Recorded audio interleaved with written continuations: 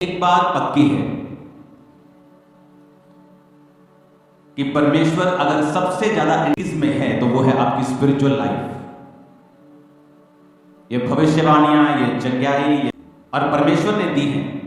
इनकी निंदा करना परमेश्वर की निंदा करने के बराबर है, क्योंकि बरकतें ये शैतान ने नहीं बनाई। तो इनकी निंदा करने का मतलब है कि आप नहीं दे रहे हैं, आप परमेश्वर के द्वारा बनाई गई चीजों को रिजेक्ट कर रहे हैं। लेकिन दूसरा बनाया क्यों है? वचन ये कहता है कि परमेश्वर ने इसे इसलिए कि हम लोग अपनी आत्मिक जिंदगी में और मजबूत हो सके। क्योंकि अगर किसी को मेडिकल साइंस नहीं कर सकी, जो जड़ी बूटियां नहीं कर सकी, तो उस व्यक्ति का विश्वास परमेश्वर के ऊपर बढ़ता है। तो उसका आउटकम क्या आता है? उसका रिजल्ट ये आता है कि वो व्यक्ति तो जो अगर परमेश्वर का वचन किसी चीज को पाप कहता है तो वो उस पाप को छोड़ने लगता है, क्योंकि उसने चख लिया। कितने मेरी बात को समझते हैं? मैंने अपनी लाइफ में नोटिस किया है, लोग मिरेकल्स नहीं होते, लोग वचन पे ध्यान देते हैं, वो ज्यादा आत्मिक है। लेकिन इसके उल्टा है, जो लोग उनको सुनते हैं वो ज्यादा स्पिरिचुअल चीजों पे ध्यान दे पाते हैं। क्यों? क्योंकि उनके सामने ऐसे प्रमाण होते हैं। यीशु मसीह जीवित परमेश्वर है, वो वचन से वो भटकता नहीं। उसे पता है कि जो कुछ मैं सुन रहा हूं ये वाकई में रियल है। बहुत से लोग करते हैं, बहुत से अन्य लोग भी बातें बहुत बड़ी बड़ी करते हैं, उनके पास भी बड़ी बड़ी स्टोरीज हैं सुनाने की कहानियां, पर उनके जो लोग हैं वो धरती के ऊपर उन चीजों को देख नहीं पाते। एक्सपीरियंस लोग हैं, आप लोग हैं। जब आप ऐसी बातें बाइबल से सुनते हैं कि परमेश्वर ने ये मिरेकल कर दिया, आज के दिन में भी उसे पूरा होते हुए देखते हैं, ये आपकी स्पिरिचुअल लाइफ को स्ट्रॉन्ग करता है। आमीन।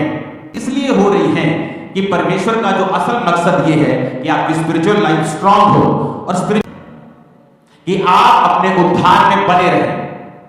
आप स्वर्ग जा रहे हैं, आपको आज पता है, ले तो फिर तो आप नहीं जा रहे। परसों आप व्यभिचार में पड़ जाए, फिर तो आप नहीं जा रहे।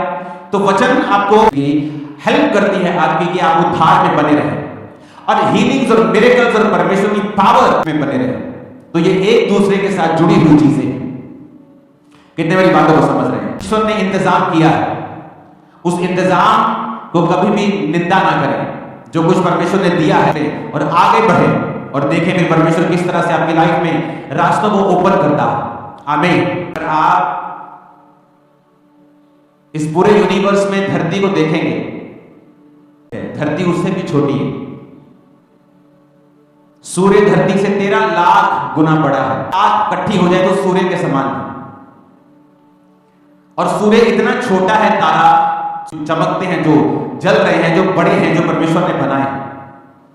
ऐसे प्लैनेट्स बनाए हैं जो जिन पर ऐसे प्लैनेट्स हैं जो पूरे के पूरे हीरे के बने हुए हैं। यूनिवर्स परमेश्वर ने ऐसा बनाया। मैं ये क्यों कह रहा हूं कि आपको ये समझ होनी चाहिए कि आपकी लाइफ, आपकी जो जिंदगी है, पूरी तरह से समझ नहीं सकते जब तक आप परमेश्वर के कदमों में नहीं आए। अमृतसर परमेश्वर ने मुझसे कहा इनको बोल, मैं वो तैयार करके नहीं गया था, जो तैयार वचन था वो और था। इनको बोल, अगर ये मेरे साथ वफादार नहीं होंगे तो ये झूठ पर यकीन करने लगेंगे। उन्हें स्कीम आई और देखियो तुसी इन्ने पैसे लाने ताडे इन्ने बन जाने, आप फंस जाए। आप वो काम करेंगे जिनमें आपको फ्यूचर में कर्जे का सामना करना पड़ेगा। आप वो काम करने लगेंगे जो फ्यूचर में परमेश्वर ने कहा जो लोग मुझसे वफादार नहीं है वो झूठ पर यकीन करने नहीं होता। लेकिन उसका ये सिस्टम है कि सारी चीज जब आपके जीवन में परमेश्वर नहीं होता और चीजें आपके खिलाफ काम करती हैं, फिर कोई हर्ष है, जिंदगी दुखों से भरी हुई है। फिर वो सारी चीजें लिए वो तो कह रहा है कि जिंदगी एक ब्लेसिंग है, मैंने तुझे दी है, सारे सुख मैंने तेरे हैं, तुझे मेरे साथ चलना। स्पिरिचुअल लाइफ पे जब आप बढ़ने लगते हैं, मैं परमेश्वर के संग चलूंगा, आप जैसे ये फैसला करते हैं, आपको कोई भी बदलाव कुछ दिनों तक, कुछ महीनों, शायद कुछ सालों तक भी दिखाई ना दे। इसका मतलब ये नहीं है सोच नहीं रहा या काम नहीं कर रहा। एक स्टोरी को हम जानते हैं, रूत की। वचन कहता है जब आप रूत की पुस्तक पढ़ते हैं कि जब बैतलहम में, जब उनके घर में बैतलहम ऊंचा है, मोआब नीचा है।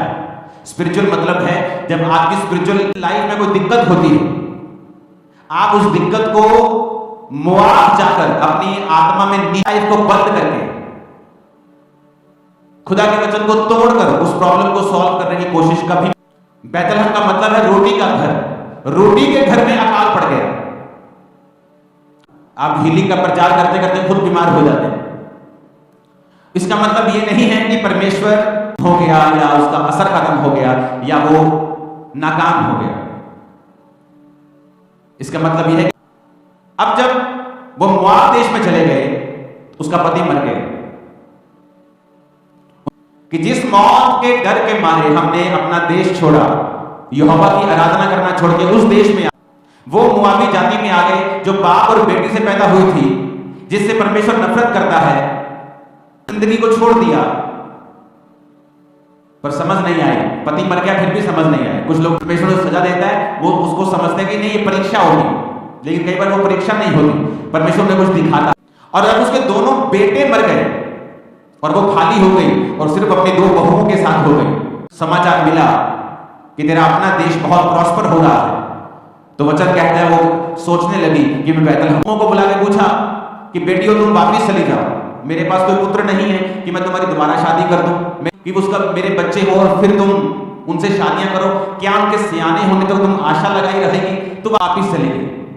उसने संसार को चुना, पति के सुख को चुना, पर उस जीवित परमेश्वर को मानती। कई बार आप ऐसे क्रिश्चियन घर में चले जाते हैं जो खुद तो परमेश्वर को नहीं मानते हो। घर में ऐसा चला जाता है जिसको पता होता है कि ये परमेश्वर तो जीवित है लेकिन ये आदमी सारे गड़बड़ है, ये नहीं मानते अच्छी तरह मैं आई हूं, ये वाकई जीवित परमेश्वर है। तो रूत ने क्या कहा? रूत कहती मैं तेरे संग चलूंगी, मृत्यु के अलावा कोई भी मुझे तुझसे अलग नहीं कर पाएगा। तेरे लोग मेरे लोग, तेरा प्रभु मेरा प्रभु। और जब जो कह रही है दिल से कह रही है और अपने फैसले पे अडिग है, तो वचन कहता है कि वो वापिस पहुंचे। जैसे वो नगर में वापिस पहुंची तो पूरे नगर में वचन कहता है हलचल मच गई। तो लोगों ने कहा देखो नियोमी आई है, नियोमी आई है। और नियोमी ने क्या कहा? मुझे नियोमी ना कहो, मुझे क्या कहो? वापिस आई। क्यों कड़वी होगी आई? क्योंकि मैंने अपनी स्पिरिचुअल लाइफ पर ध्यान नहीं दिया। मैं अपनी जिंदगी के मसलों को सॉल्व करते करते आत्मा के खिलाफ हो गया, वचन के खिलाफ हो गया, संगति के खिलाफ हो गया। और देखो हम सब कुछ गवा के आए हैं। और मुझे मारा कहो, उसने कहा, मुझे कड़वी कहो, नियोमी ना कहो। परमेश्वर कर रहा था उस घटना के दौरान भी, क्योंकि वो आपका परमेश्वर प्रेमी परमेश्वर है और वो नहीं चाहता आप नाश।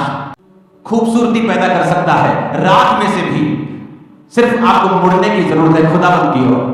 आप जब फैसला कर लेते हैं, कई बार नियोमी की लाइफ में क्या बचा था? कुछ नहीं।